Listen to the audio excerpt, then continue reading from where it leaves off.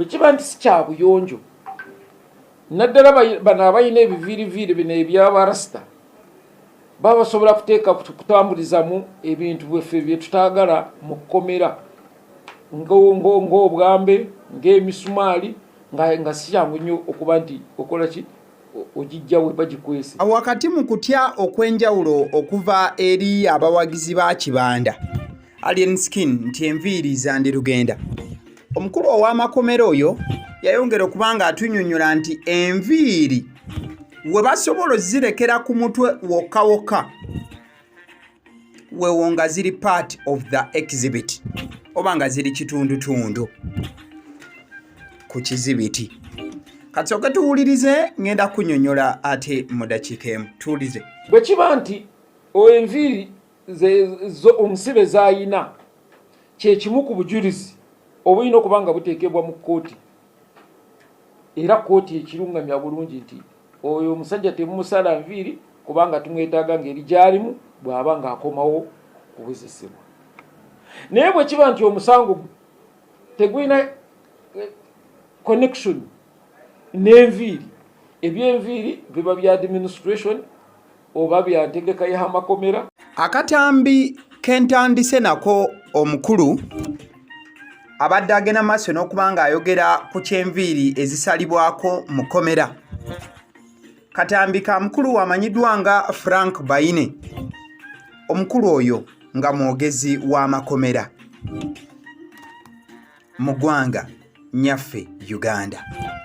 Omukulu Frank Baine obaka bwengenze maaso n'okubanga mbateerako sikozesa bitibwa by'abasirikale bano olw'ensonga siri mu busirikale. Nyinza okukozesa ekitiibwa kye nengenda maaso n'okubanga nkyonoona ate nange ne bagenda maaso n'okubanga bansindikira bakuntumi. So mbadde ngamba nti omukulu Frank Baine gye buvuddeko yali agenda maaso n'okubanga addressinga ensonga ey'abayimbi wamu ne bannabitone abagenda maaso n'okubanga bakwatibwa nga balina enviiri ku mutwe, wabula olutuusibwa ekigo, olutuusibwa eruzira, olutuusibwa ennalufeenya, olutuusibwa ekira, n'amakomera gonna gonna luzira wamu n'amakomera gonna gonna mu ggwanga nyaffe Uganda. Kimanyiddwa lunye nti abayimbi bano ne bannabitone wamu n'abarasita enviiri zaabwe zigenda maaso n'okubanga makansi eggyibwayo ne zigenda maaso n'okubanga zisalibwa ne sekusalibwa yenna yenna. Ekifaananyi kyogenda maaso n'okubanga olaba eddakiika eno ekyo ekifaananyi kyolaba ng'omutwe gwa mwana mulenzi Alien Skin mukalu bwe kalukalu. Edda we baatusalanga omutwe bwe bato nga bagamba nti bakusaze kabina.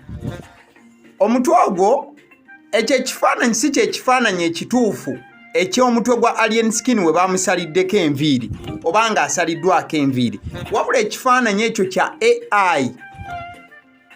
Abaana bakozesezza tekinologiya owa AI oba artificial intelligence. Kankulage ekifaananyi kya Alien ekituufu. Ekyo kye kifaananyi kya Alien Skin ekituufu we baamukwatidde era ne we baamuleetedde mu kkomera oba mu kooti okwozesebwa. Enviiri ze zaabadde zikyaliko. Ngerawo omanya abarasita oba abasajja abakubi b'omuziki enviiri zaabwe olumu batera ozisiba, olumu batera ozikola mu busitayiro obw'enjawulo. So Alien Skin we yagendedde maaso n'okubanga akwatibwa bw'atyo bwe yabadde, wabula ekifaananyi kino ekirala, it is an artistic impression of what would happen thereafter. Alien Skin being arrested and taken to the prison. Kino kye kifaananyi ekya AI ekikulaga Alien Skin bwe yandifaananyi oba bwe yafaananyi ng'enviiri zimaze okuggibwako, wabula ng'ekifaananyi ekituufu nga bamaze omusalako enviiri tekinnaba kubanga kifuluma. Wabula okusinziira ku mwogezi w'amakomera omukulu Frank Baine nga we mukulaze wali yagamba nti ewantu wokka wokka we basobola okusonyiiramu ng'ozze n'enviiri mu kkomera weewo nga enviiri zo ziri kitundu ku kizibiti. Tugeze nti wakoze emisango nenge enviiri ezo zabadde kitundutundu mu kuzza emisango weewokka muganda wange basobola okubanga bakulekera enviiri zo ne batazisalako katulabe obaka alien skin bwaweereza mu kuziika Joram nyoleddwa nnyo naye nga tasobodde kubaawo era olw'okunyola embeera gye yataddewo ey'ensasagge eyamuleetedde okuba ng'asibwa olw'okunyolwa kw'omwana ono naye nga tusaba Omukama abatugumize buli omu mu kiti kyavaamu na buli omu engeri gy'oyitamu Joram Omukama akutuwera ekiwummulo eky'emirembe tujja sigala nga tukulowoozaako ofudde olifango ni sooja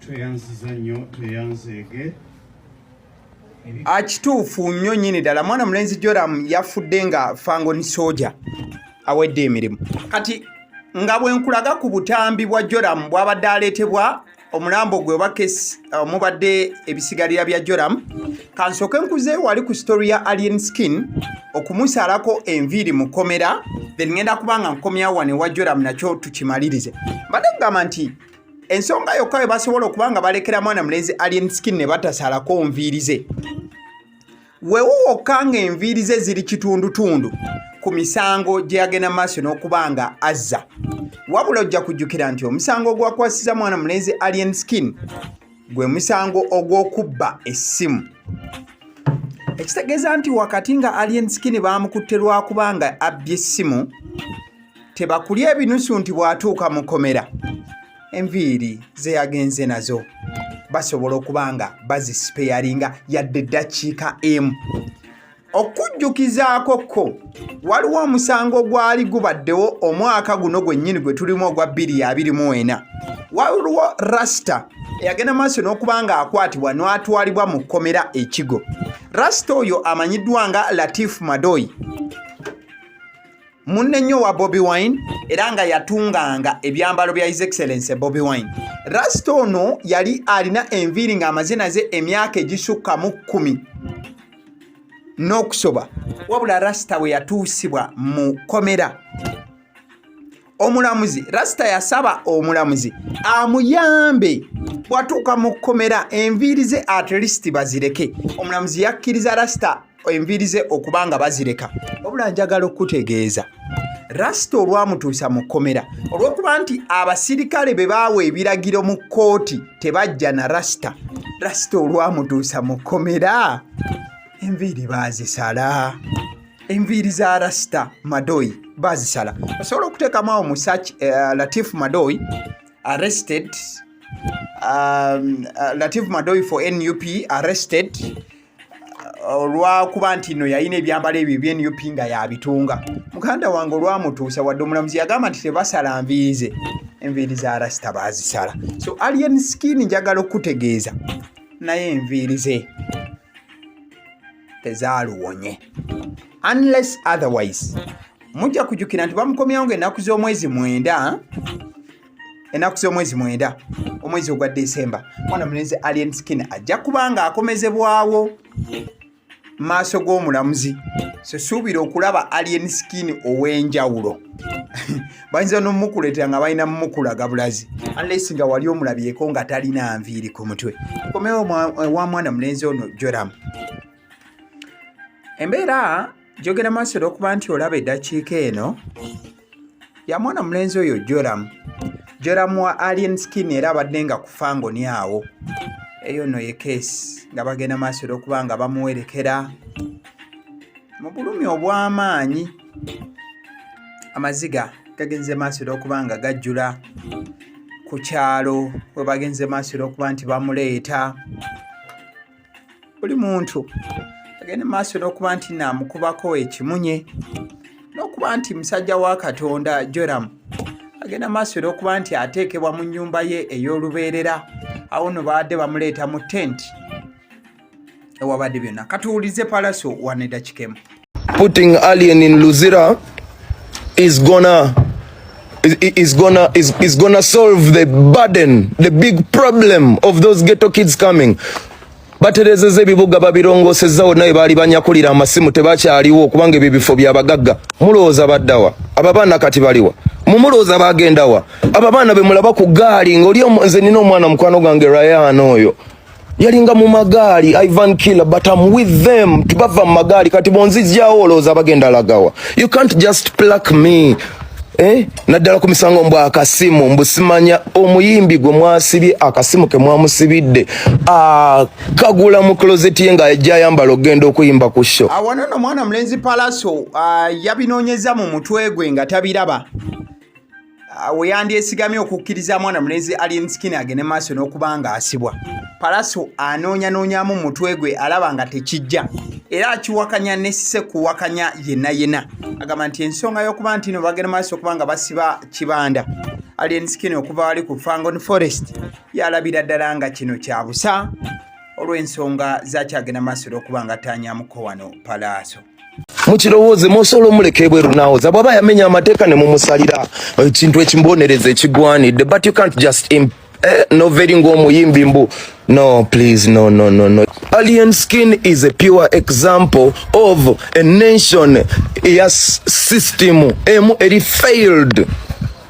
He's a pure example of where the nation is going. Lyeddobozi erikulaga wa ensi gyeraga nti industry eno yeetaaga okutereeza abantu babeere nga bali mindset ngeri changed nga bategeera what is a brand. Wano tebayitwali na class batuyigiriza mu masomero, tebatuyigiriza nako what is money, ekintu ekitutta ffenna nga tukinoonya. Have you ever been in a class and they told okay what is money, except that we know it's a medium of exchange? Ewa Pallaso nawo ngenda komawo kati soke tumalirize Joram wali tukakutte side eno na side eri. So mwana mulenzi Joram wali gwe nkulaze abagenze maaso n'okuba nti no bamuteeka mu nnyumba ye ey'olubeerera. Joram agenze maaso n'okuba nga ava mu bulamu obwensi ku final kale tugambe nti omubiri gwe guwummuziddwa mu kitiibwa olw'ensonga nti bakyalibe bonna abafangoni babaddewo jasi ekyennaku nti Fangon boss tabaddewo abadde mukomera wabula he must be proud yonna gyali olw'ensonga nti wakati nga Joram obulamu bumugwako Alien Skin yataddewo a very big fight era nga we boogedde abafangon side eyo. So Alien ye yateereddwako dda obunyogoga n'atwalibwa gye yatwaliddwa mukomera nga omulaba kale ambadde kugamba nti mwana mulenzi Pallaso avuddeyo n'alaga obutali bumativu obw'ekika ekyawaggulu olw'ensonga nti mwana mulenzi Alien Skin yagenze maaso n'okubanga agombebwamu obwala okusinziira ku Pallaso nga omuwulidde y'okwemulugunya kwe akusimbye nnyo ku kyokubeera nti Alien Skin tebasobola kumusiba lwakubba kasimu baba balimbye nnyo era mukadde kamu Pallaso agamba nti Alien Skin oyo omusajja w'amaanyi nnyo olw'ensonga nti agenze maaso n'okubanga akuŋŋaanya abavubuka bangi n'abateeka ku sayidi ye era mukadde kamu nti Alien Skin abadde mu muli ogw'amaanyi ogw'okubeera nti atereeza ghetto olw'ensonga nti abavubuka bonna abanyakulanga obusimu n'okuba nti bakola obumenyi bw'amateeka abadde nga abalabirira nga batambulira ku gaali ye. Wabula wakati nga byonna bigenda maaso n'okuba nga biba njagala tuveeko ewa Pallaso tuveeko ewa Joram na buli omu ettaala oba ettabaaza tugenda maaso n'okuba nga tuginyoolanyoolamukko katono tugitunuzeeko ku side z'eddwaliro ery'Ensambya erya St. Francis Hospital. Akabaate konna we kaavuddeako okuba nti Joram yavudde mu bulamu obw'ensi eno n'ebyaddiridde byonna. Eddwaliro ly'Ensambya livuddeyo ne ligenda maaso n'okuba nga libaga ekiwandiiko era ne ligenda maaso n'okuba nga litunnyonnyola ne ssekkunnyonnyola yenna. Ekiwandiiko ekyo nkifunyeeko ngenda kuba nga nkisomaasomamuko wano oluvannyuma tujjagenda maaso okuba nga tukizza mu lulimi olwaffe Oluganda. Kibadde kigamba bwe kiti: St. Francis Hospital Nsambya Directorate of Clinical Services nga bannyonnyola press release oba nti ekiwandiiko ky'amawulire kigende maaso n'okuba nga kiteebwa.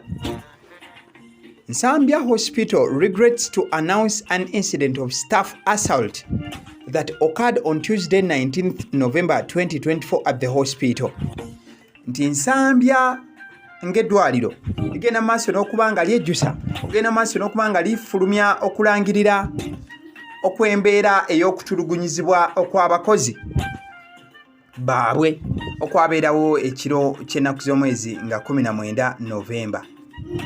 A patient by the names of Joram Tumwesige was brought to our emergency department with a history of having been crushed by a truck, which reportedly pinned him against a wall. Nti omulwadde mu mannya ga Joram Tumwesige yaleetebwa mu emergency department yaffe oba mu department yaffe eya emergency. Wabula ng'ekituufu yali amementuddwa emmotoka. Emmotoka eyo ekitegeezebwa nti yamunyigira ku kisenge.